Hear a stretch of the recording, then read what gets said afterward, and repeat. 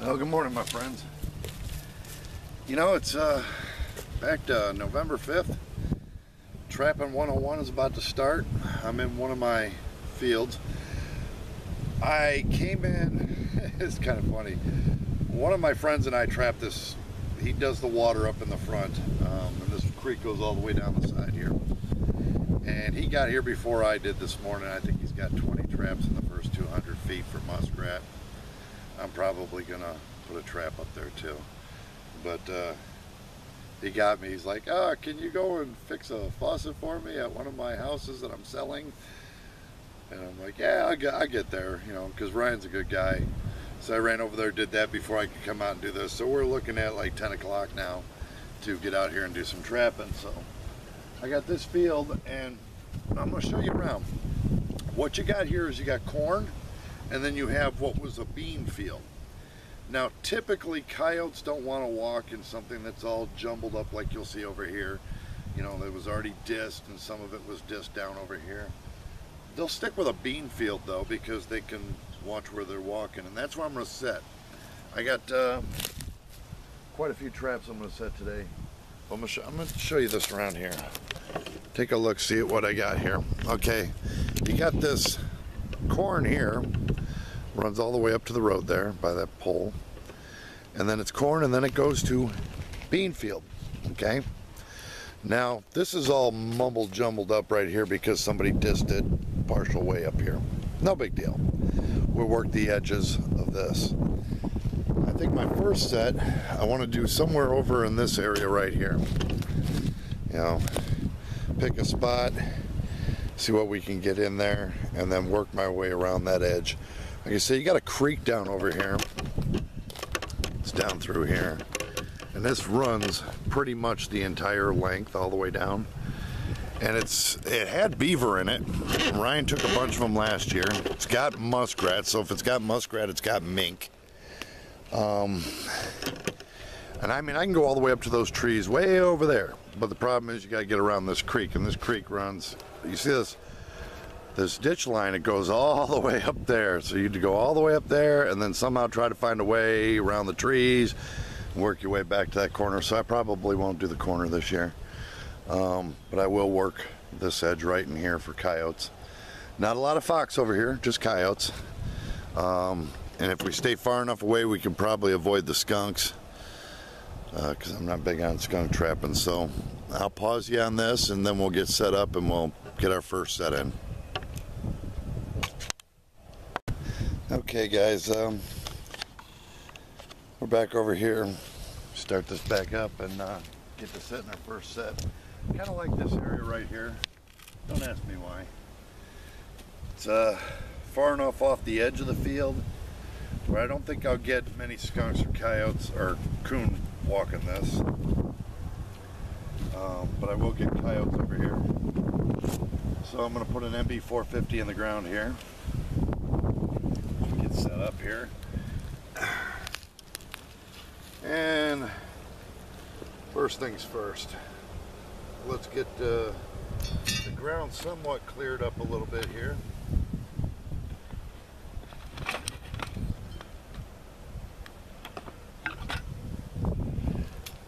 I like this little thing here for backdrop. So it's a little marker for me too. Put this over here, get all that chaff out of here.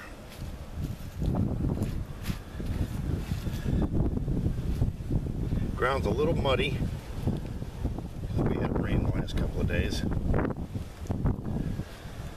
First thing I want to do is get my trap bed done.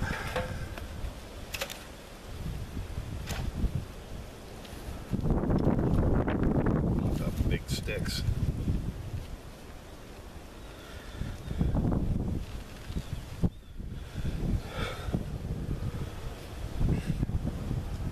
That looks like about a big enough. We're going to put a ground anchor in, and this is a ground anchor on about an 18-inch cable. This one's about an 1/8-inch cable.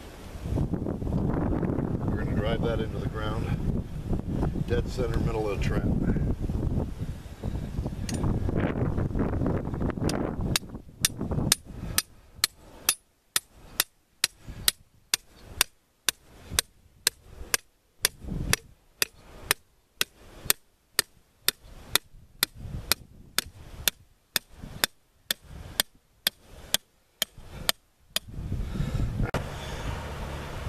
Okay guys, came over here and started to set my set, and I just like this little bush thing here. It gives some sort of attraction. Clear out the chafe and get a ground anchor in the ground.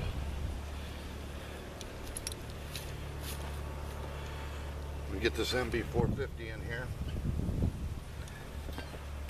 Get this old ground anchor off.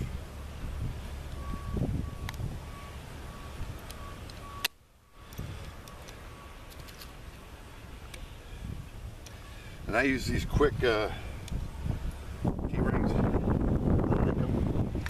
They seem to make it easy for me to get the trap in and out, because these ground anchors, they don't come off, guys. So you're going to be pulling out your hair trying to get them off.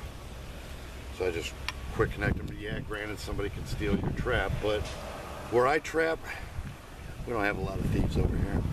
Now they might steal your coyote. They ain't gonna rob you of your trap. So we'll get this one on here.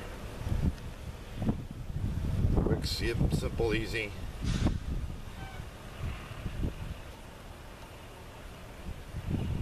Alright. Coil the rest of that up in there. It's an MB450. I love this trap style because it's idiot proof. You can set it with a night latch.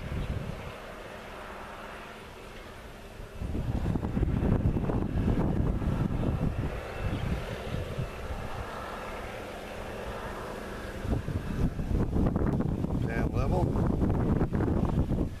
Get all this in there. In the ditch. Put the dog away from you.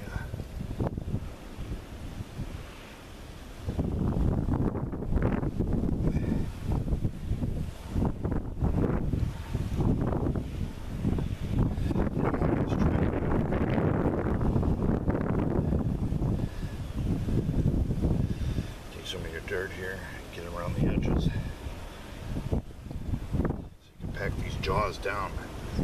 Yeah, you don't want that to happen.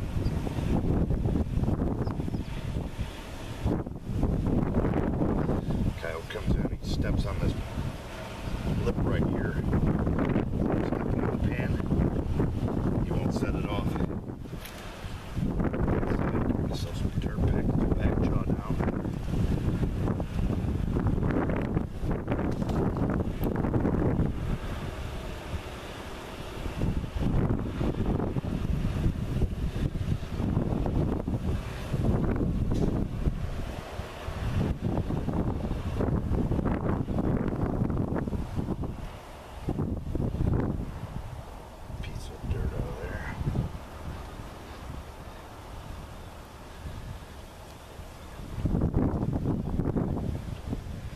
Okay, what I do is take a pan cover.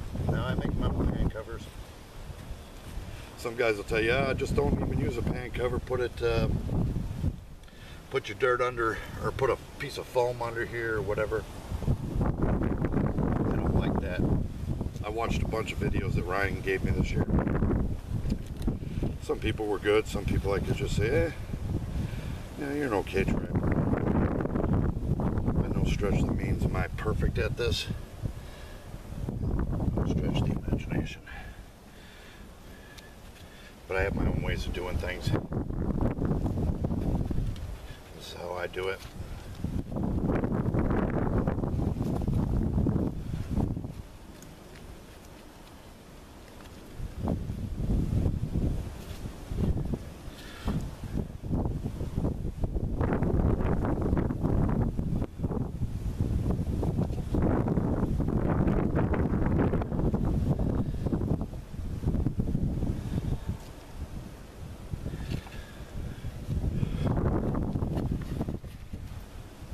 This is more mud than dirt.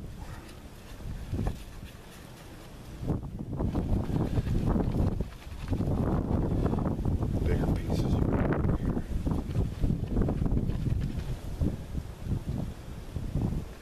Make it look like something's living here.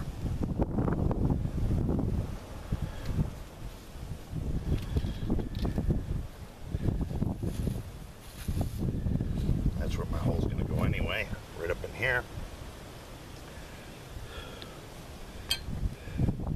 Not done dusting over my trap set yet, but I want to get my hole in for my bait.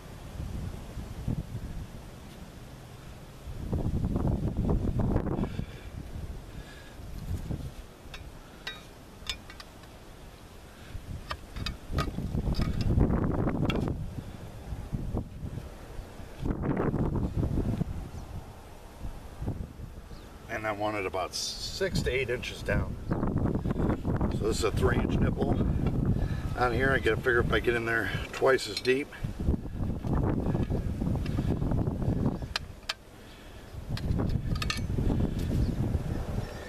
Want them to be able to see down in there, but not necessarily get out what I'm gonna do. Okay, I figure that's deep enough. Little lip look like he's coming out there. Alright, as far as bait, I have this one I think I'm going to use a mouse.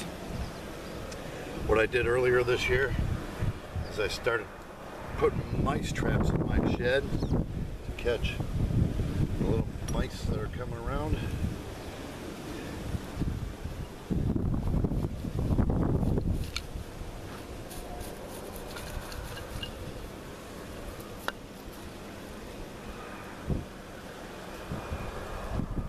I had some dry dirt on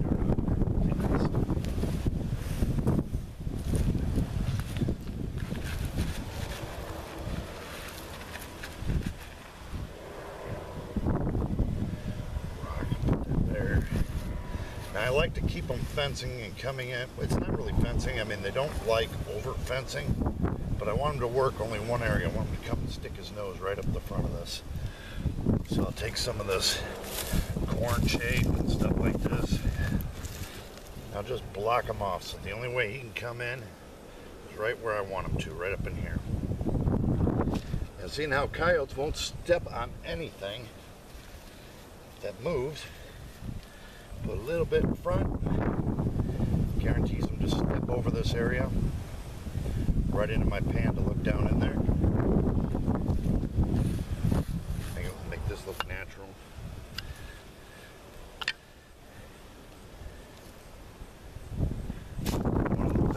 Backdrop here.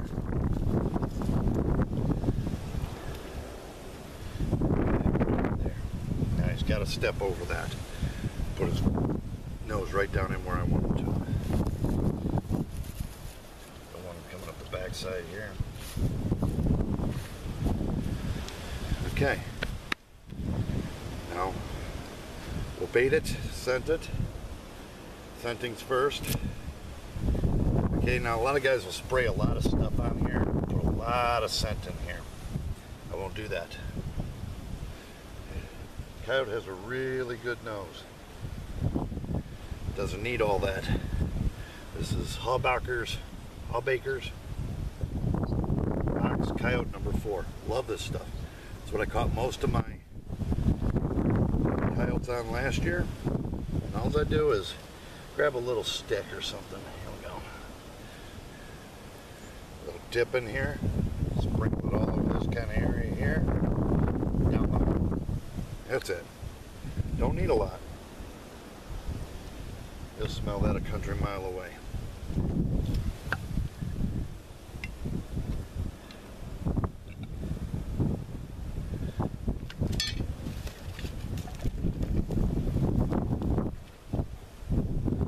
That's that minus my bait, which we're going to go get right now. So I left that in the truck. Give me a second, guys. I'm going to put a mouse down there. Give them something to look at. Let's see what we can do with this. Getting a little tasty treat.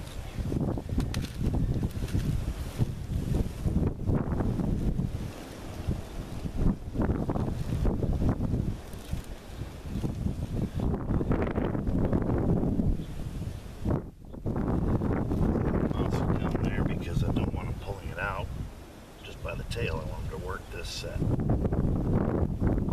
There you go.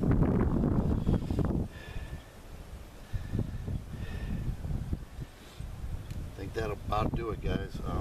Put out some coyote juice.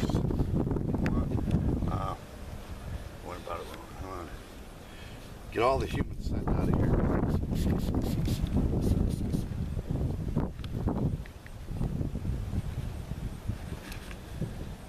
we can put a little coyote juicy here.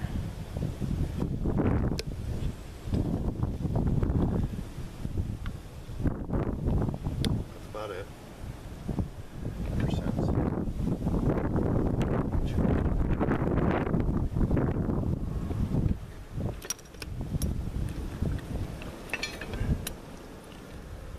Okay, and that's one set. I think I'm gonna put this down across here just so he has to work this set, so he can't just pull in there, get my mouse out. That's all you got, guys. I'll show you this from the front.